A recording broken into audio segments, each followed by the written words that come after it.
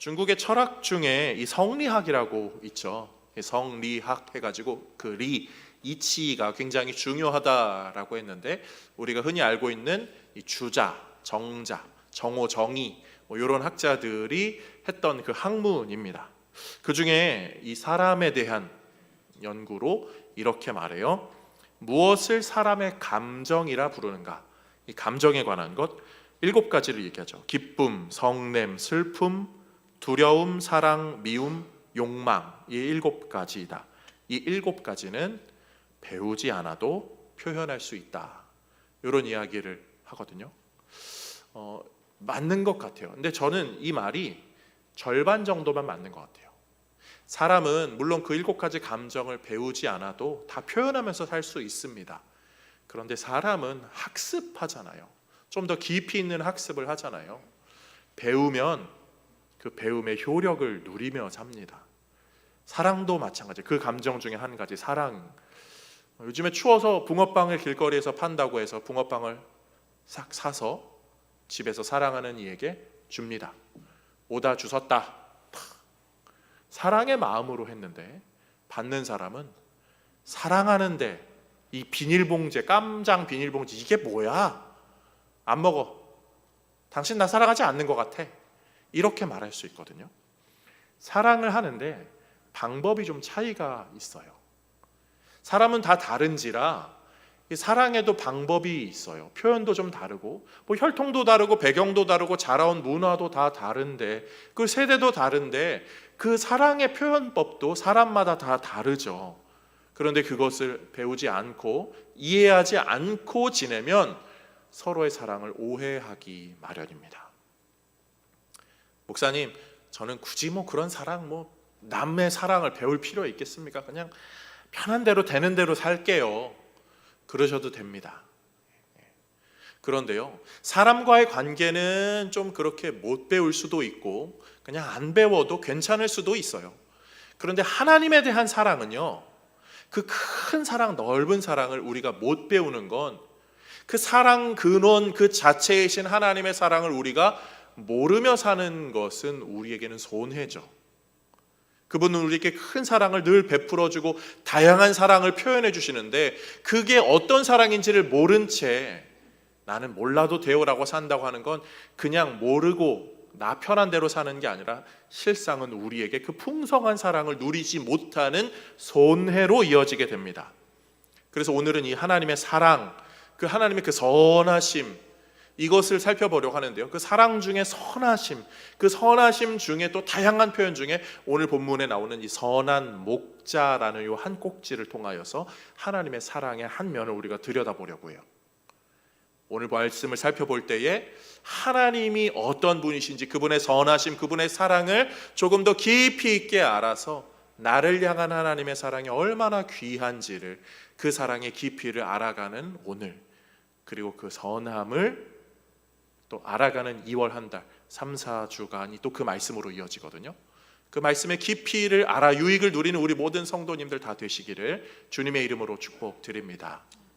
그런 면에서 3가지 내용 함께 살펴보도록 하겠습니다. 성도는 우리 하나님이 우리를 위해서 수고해 주시는 선한 목자다. 이 수고해 주시는 선한 목자라는 사실을 꼭 기억하셔야 돼요. 이 하나님이 선한 목자다, 이러한 이미지는 예수님이 오늘 요한복음에서 말씀하시지만 사실 구약에 이미 통용되던 의미들이었죠. 우리가 잘 아는 시편 23편 1절과 2절 말씀 함께 읽어볼게요. 여호와는 나의 목자시니 내게 부족함이 없으리로다. 그가 나를 푸른 풀밭에 누이시며 쉴 만한 물가로 인도하시는도다. 아멘. 우리가 이 말씀을 딱 보면요, 이 푸른 풀밭, 그리고 선한 목자, 예수님, 이런 이미지가 어릴 적에 그 예배상에 나온 이미지 정도로 딱 투영돼서 마음에 떠올라집니다. 물론 우리는 그렇게 떠올리는 게 자연스럽지만요, 실상 목양을 하시는 분들에게는 이 2구절만 봐도 이게 얼마나 대단한 건지를 그분들은 잘 알아요. 아까 말씀을 생각해 보세요. 나를 푸른 풀밭에 누이시며, 푸른 풀밭이 어디에 있죠? 바람이 잘 불고 햇빛이 잘 내려지고 물도 잘 공급되는 그렇게 딱 양들이 먹기 좋은 푸른 풀밭이 어디 있죠? 이건 그냥 있는 게 아니에요. 목자들이요, 시간을 들여서 때로는 덤불을 제거하고 때로는 자갈을 제거하고 때로는 쓸데없는 것을 치우고 공간을 만들고 구덩이는 메꾸고 이렇게 하면서 푸른 풀밭을 서서히 만들어 갑니다. 여기 하나 먹으면 끝나죠. 다음에는 여기 저기 철을 따라 이동하는 그 습성상 시간을 들여서 수년에 걸쳐서 점차 만들어지는 게 푸른 풀밭입니다. 그래야 양이 거기 누워서 쉬어요. 목자의 엄청난 수고가 준비되고 들어간 것이 바로 이 두 구절에 들어가죠. 이 목자는 성실하게 늘 그 일을 해 나갑니다. 누가 그런 목자시라고요? 여호와 하나님이 그런 목자시라고요. 하나님이 성실하게 우리 인생을 돌보셨어요. 우리 인생이 지금 그냥 편하게 예배드리는 것은 나 잘나서 내가 열심히 해서 내가 뭘 이루어서가 아니라 실상은 그분이 우리를 위해서 수고의 손길을 아끼지 않으셨기 때문이죠. 우리의 가문을 통해서 우리의 역사를 통해서 여러 시대들을 거쳐가면서 우리는 지금 여기서 그 유익을 누리죠. 이렇게 멀쩡한 예배 건물에서 이렇게 예배드려도 아무도 제재하지 않는 이런 문화에서 우리는 어떻게 예배할 수 있습니까? 내가 하나님 믿었으니까, 내가 예수님 믿었습니까? 가 아니라 하나님께서 이끌어 주신 그 은혜의 혜택, 우리 신앙의 선배들이 이끌어온 그 은혜의 터전 위에 지금 우리는 편안하게 앉아서 예배하고 있습니다.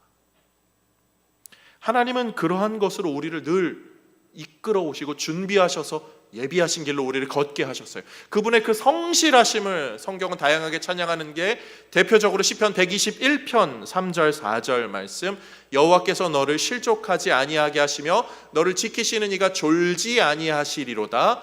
이스라엘을 지키시는 이는 졸지도 아니하시고 주무시지도 아니하시리로다. 아멘. 졸지도 않고 주무시지도 않는데요. 고래들이 그런다고 하잖아요. 반수면을 한대요. 뇌 한쪽이 자고 한쪽 눈을 감는데요. 그런데 이러면서 자는데 한쪽은 깨어 있는 거죠. 돌고래는 그 반수면 상태로 헤엄을 친다고도 하더라고요. 그런데 그 정도가 아니라 하나님은요, 졸지도 않고 주무시지도 않고 그 눈동자로 우리를 지키시고 보호하세요. 목자가 사실 그러거든요.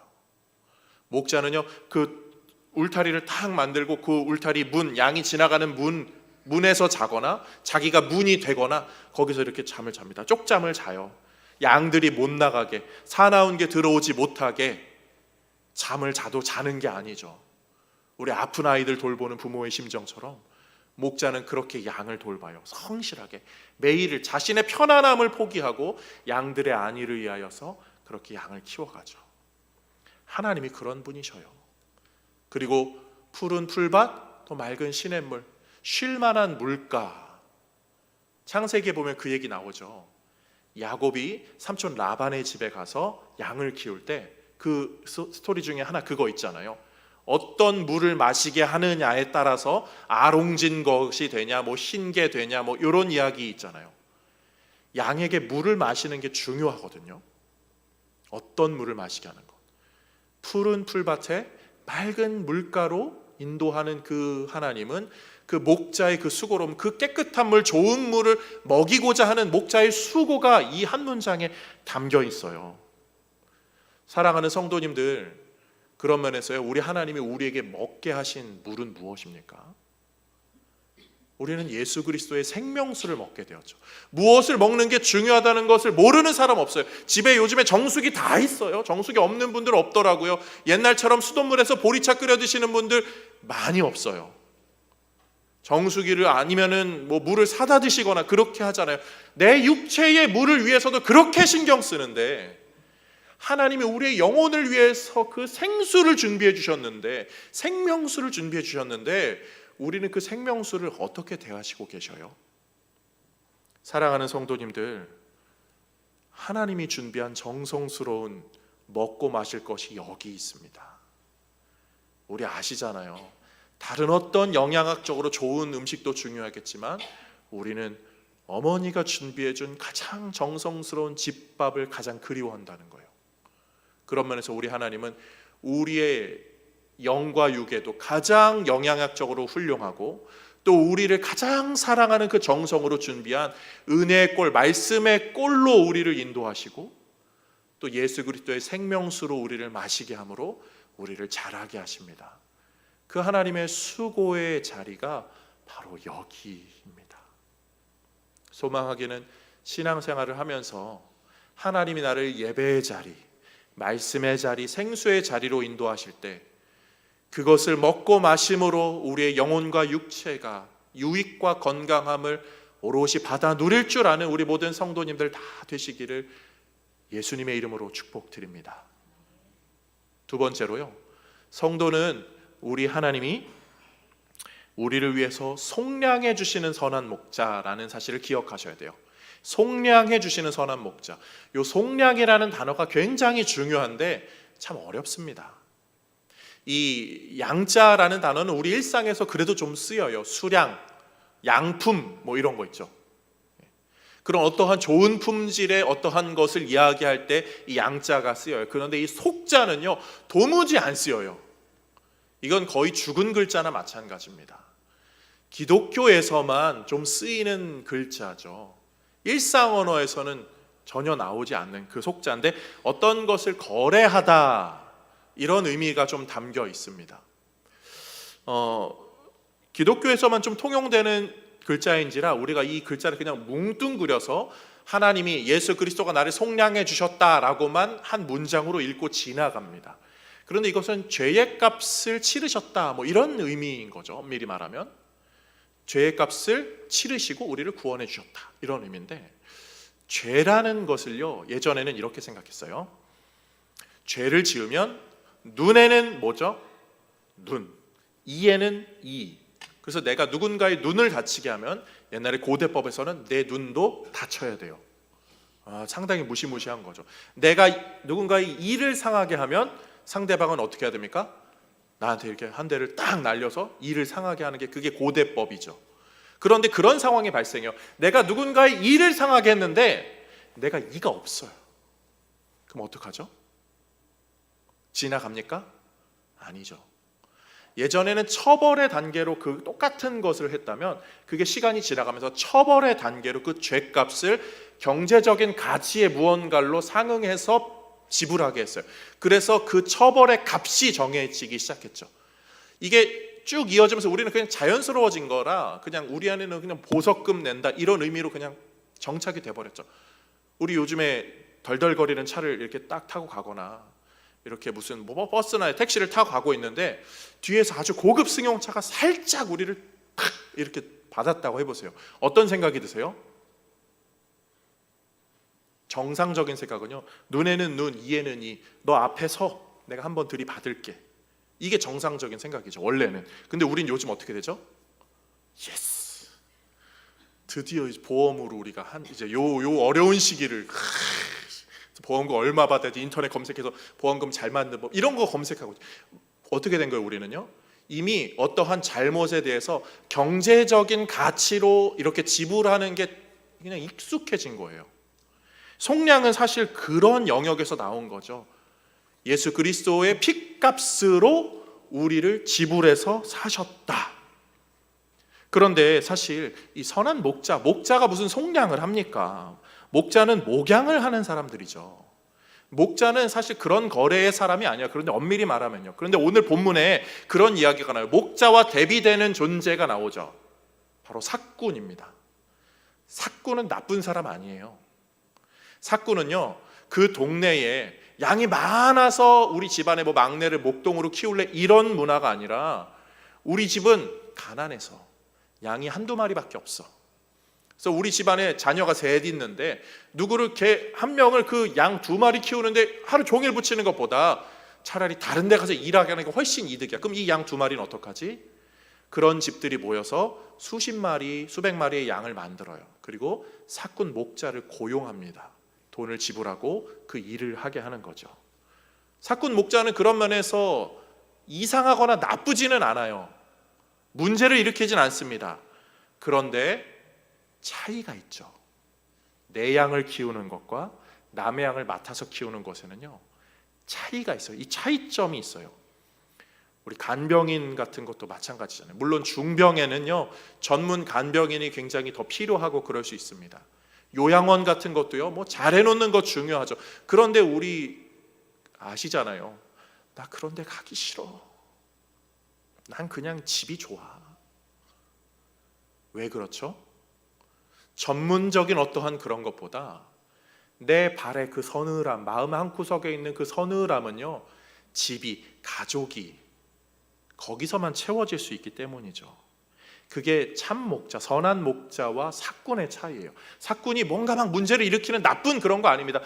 나름대로 열심히 하는데 채울 수 없는 그 간극이 있다는 거예요. 현대에도요 사실 우리가 그런 것을 채우기 위해서는요 가족이 더 이렇게 든든하게 해야 되는데 현대 문화가 핵가족 그리고 다 기관으로 나눠지는 이런 삶이기 때문에 좀 우리는 좀 요 영역에서 좀 약점입니다. 그래서 사실 교회가 예전부터 이런 일들을 많이 해왔어요. 더 한 가족으로, 믿음의 한 가족으로. 그리고 사실 나이 드신 분들 뭐 그리고 어린애들 교육, 그런데 점점 사회가 발전하면서 교육은 학교의 영역으로, 나이 드신 분들은 요양원의 영역으로, 뭐 교회가 한 가족이다, 뭐 그래 그룹 지우고 이런 것도요 개인화되면서 사람들이 불편해지기 시작했죠. 세상이 좀 발전된다고 하지만 하나님의 방향과는 좀 다르기 때문에 우리가 알게 모르게 세상화되면서 뭔가 채우지 못하는 그 한 구멍이 있음을 우리가 알게 돼요. 느끼게 돼요. 그래서 교회, 건강한 신앙 공동체가 사실 더 필요한 이유가 여기 있습니다. 선한 목자는요 남의 양을 키우는 사람 아니에요. 내 양을 키웁니다. 내 양을 키우기 때문에 다른 거죠. 선한 목자가 내 양을 잘 키우기 위해서 하는 일 중에 하나가 양을 건강히 키우는 정도뿐만이 아니라 오늘 본문에 나오는 10절 말씀, 도둑이 오는 것은 도둑질하고 이 도둑으로부터 막는 일, 내 양을 보호하는 일이 됩니다. 그런데 선한 목자가 하는 일이 한 가지 더 있어요. 그것은 빼앗기지 않는 것뿐만이 아니라 있는 양들을 더 키워나가는, 그리고 필요에 따라서는 양들을 더 구매하는, 거래를 해서 양의 그 규모를 넓혀가는 거죠. 양은 어쨌든 뭐 새끼를 낳기도 하지만 줄어들기도 하잖아요. 양을 때로는 구매하기도 합니다. 그 지불하는 것, 그래서 좋은 양을 그래서 키워서 지불해서 사와서 잘 키우는 것, 내 양으로 삼아서 키우는 것도 선한 목자가 하는 일이죠. 그런 면에서 하나님께서 예수 그리스도의 피값으로 우리를 사셨다. 그래서 그분이 우리를 자녀 삼아 주셔서 남의 양을 키우는 것이 아니라 내 자녀를 키우듯이 우리를 키워주시는 것, 이게 그 속량에 담긴 좀 의미들입니다. 예전에는요 이 노예를 사고 파는 그런 문화가 있었죠. 양을 사고 파는 것처럼 노예를 사고 파는 문화가 있었어요. 근데 노예를 사고 팔 때요 노예가 값을 지불하고 다른 주인이 그것을 사면 그 노예는 이 주인의 소유가 됩니다. 그럼 노예는 다른 집의 노예가 되는 거예요. 근데 그 노예가 돈이 많아서 내 노예의 이것을 값을 지불해서 나를 속량하면 나는 자유민이 되죠. 그럼 자유민이 되면 내 주인이 없는 것이라고 우리가 생각할 수 있지만 엄밀히 말하면 주인이 없지 않아요. 자유민이 되면 나는 로마의 황제의 통치를 받게 되는 자유시민이 되는 거죠. 속량은요 내가 내 죄값을 누가 사서 나를 노예에서 해방되고 자녀 삼아 주셨다면 난 마음대로 살아도 돼가 아니라 하나님이 우리를 속량해 주셨다라고 한다면, 그분이 우리를 사서 내 양으로 내 자녀로 자녀 삼아 주셨다라고 한다면 내 주인이 세상의 주인에서 이제는 주인이 없는 상태의 자유로움이 아니라 선한 목자 아버지 하나님이 내 주인이 되셔서 나는 그분의 통치 아래에 살아야지, 이게 참 성도가 속량의 의미를 알고 살아가는 모습이 되는 거죠. 그분이 우리를 왜 사시고 속량해서 우리에게 어떻게 해주시려고 그 일을 진행하셨을까요? 오늘 본문 12절에서 15절 말씀, 삭군에 대한 이야기가 나오면서 13절 말씀 이래요. 달아나는 것은 그가 삭군인 까닭에 양을 돌보지 아니함이나. 삭구는요, 어려운 일이 생기면 양을 돌보지 않아요. 그런데 선한 목자는 어떻게 한다고요? 양을 돌봐요. 양을 끝까지 돌보죠. 지난주 새벽 말씀이 요한복음 10장이 있었거든요.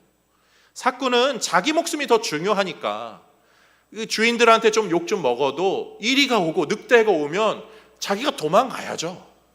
그게 자연스러운 거예요. 이상한 거 아니에요. 그런데 선한 목자는 다르다고요. 내 양을 지키기 위해 내 목숨을 던지는 거예요. 양이요, 목자가 자기 양을 그렇게 키우거든요. 사요. 속량해서 사요. 그럼 내 양이라는 표식을 하죠. 귀에다가 이렇게 생채기를 내서 내 양의 체크 표시, 무늬를 갖게 합니다. 아니면 구멍을 뚫어서, 양의 귀에 구멍을 뚫어서 이렇게 체크 표시를 하죠. 실제로 고대 근동에서는 노예도요, 그 집안의 노예가 되면 그 집의 그 대문에 문설주에 노예의 귀를 대고 구멍을 여기를 뚫어요. 그래가지고 귀걸이를 해서 그 집안의 노예 표식을 하는 거죠. 노예로 속량된다는 것은, 다른 집으로, 다른 주인으로 속량된다는 것은 그런 표식이 있어야 돼요. 그런데 실질적으로 우리 그리스도인들에게는 어떤 표식이 있나요? 구약의 백성들은 할례의 표식을 하게 하셨죠. 신약의 백성들은요, 우리로 하여금 그런 표식을 하나님이 요구하지 않으세요. 그분이 표식을 당하셨죠. 너희는 그런 표식의 아픔을 겪지 않아도 되게끔 그분이 손과 발에 못이 박히시고 옆구리에 창이 찔려 주심으로 그분이 십자가의 표식을 세워 주셨고, 우리는 마음의 그 표식을 갖고 살면 되게끔 하나님은 그런 혜택까지 우리에게 주셨습니다. 우리를 끝까지 지키시고 인도하시기 위해서요. 그런 면에서 사랑하는 성도님들, 마음에 그리스도의 십자가의 표식을 갖고 살아가십니까?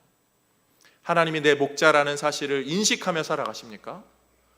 그게 느껴지지 않으신다면 내가 못 느끼는 것이지 하나님이 나에게 멀리 있어서가 아님을 잘 기억하셔야 돼요.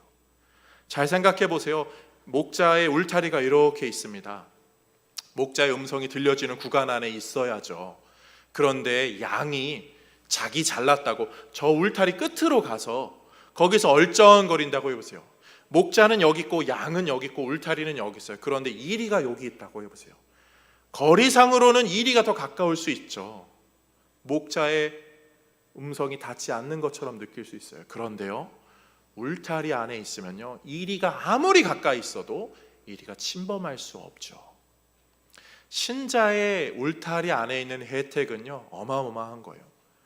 내가 하나님의 음성이 안 들린다고요? 내가 못 듣고 있을 뿐이지 그분의 눈동자는 우리를 주시하고 계셔요. 그리고 내가 이리와 세상의 것과 너무 가까이 있는 것 같아서 불안할지라도 그분의 울타리 안에 있다면 그분이 우리를 보호하심으로 우리를 너는 내 거야, 내가 샀어 라는 속량의 증거 십자가가 있기 때문에 우리를 잃어버리지 않으시죠. 그런 면에서 사랑하는 성도님들, 인생을 살아가면서 좀 시련이 찾아올 때, 또 때로는 주의 음성이 들려지지 않을 때, 어찌하나 불안하고 염려가 될 때, 그것 때문에 우왕좌왕하지 마시고 내 목자가 어디 계시나? 나는 어디에서 주의 음성을 들어야 되나? 주의 음성을 더 가까이, 주의 품을 더 찾아 나가서 그분과 더 동행하는 우리 모든 성도님들 될 수 있기를, 그것으로 보호받고 유익 누리는 우리 모두가 되기를 주님의 이름으로 축복드립니다. 우리 그런 면에서 요 신앙의 고백을요, 예수가 함께 계시니 요 찬양으로 한 소절만 좀 불러볼까요? 예수가 함께 계시니 시험이 오나 겁없네 불러봅니다. 예수가 함께 계시니 시험이 오나 겁없네 기쁨의 근원 되시니 예수를 위해 삽시다. 날마다 주를 섬기며 언제나 주를 드리고 그 사랑 안에 살면서 단 길로 가지 맙시다.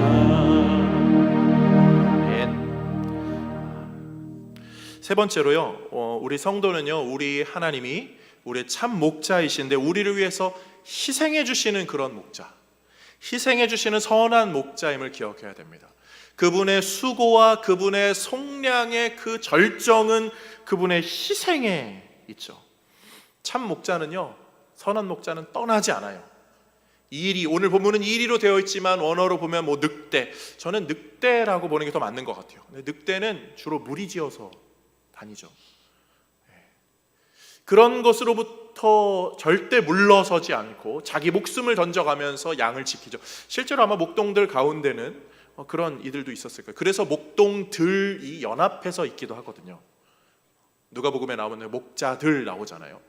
근데 진짜 선한 목자는 끝까지 지켜요. 끝까지 지켜요. 그래서 끝까지 지키면서 늘 모든 삶을 양을 위해서 투자합니다. 내 삶의 모든 시간은 양을 돌보고 울타리를 돌보고 땅을 개간하고 길을 알아보고 개척하고 이런 곳, 그리고 양이 어디를 가는지 무엇을 하는지, 양의 상태는 어떠한지, 양의 코끝은 촉촉한지, 양에게 뭐 그런 벌레들이나 이런 것들이 너무 많이 있지는 않은지, 양의 상태, 털은 너무 길지 않은지, 건강한지, 다리는 튼튼한지. 양을 사랑하기 때문에 양의 모든 것을, 자신의 인생을 다 바쳐서 양을 키우는 데 집중합니다.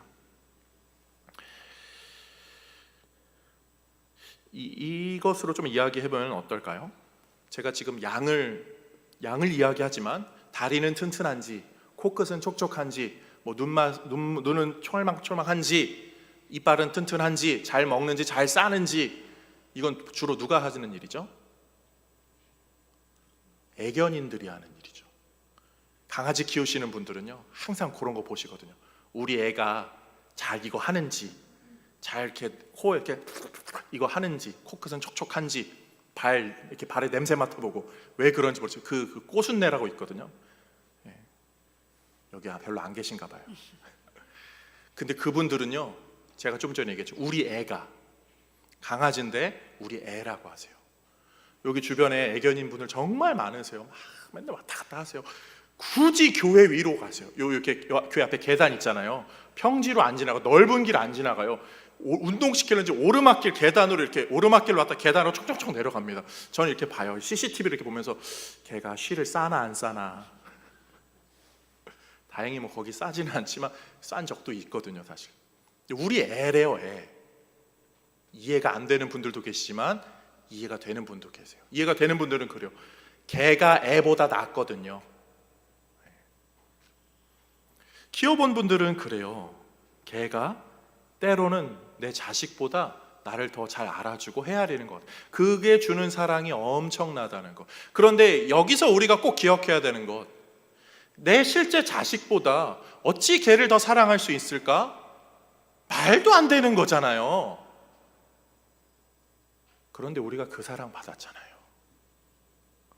하나님이 자기 아들을 사랑하심에도 불구하고 자기 아들을 어떻게 해요? 예수님께서 마가복음 10장 45절, 인자가 온 것은 섬길 받으러 온 것이 아니라 받은 사람의 대속물. 에베소서에서 마찬가지 말씀하라는데요, 하나님이 자기 아들을 희생하심으로 이 벌레 같은 날개, 우리 그렇게 찬양 고백하잖아요. 그런 우리라는 존재를 자녀 삼아 주셨어요. 그리고 우리를요, 자녀 삼아 주시는 정도가 아니라 우리를 사랑해 주세요. 내 자식보다 더 사랑해 주시는 것 같아요. 이 엄청난 사랑을 우리는 받고 있습니다. 우리 단장지혜라는 말 아시잖아요. 원숭이가 자기 새끼가 죽은 것 때문에 괴로워서 그 어미 원숭이가 죽었다는 거예요. 부검을 해보니까 창자가 끊어졌다는 거예요. 자식을 잃은 슬픔이 그런 슬픔이라는 거죠. 그런데 하나님이 그런 큰 슬픔을 짊어지시고 감당하면서 자식이 아니라 본인이 죽으신 거죠. 그것으로 우리를 자녀 삼아 주셨어요. 우리는 그런 혜택을 받은 자들입니다.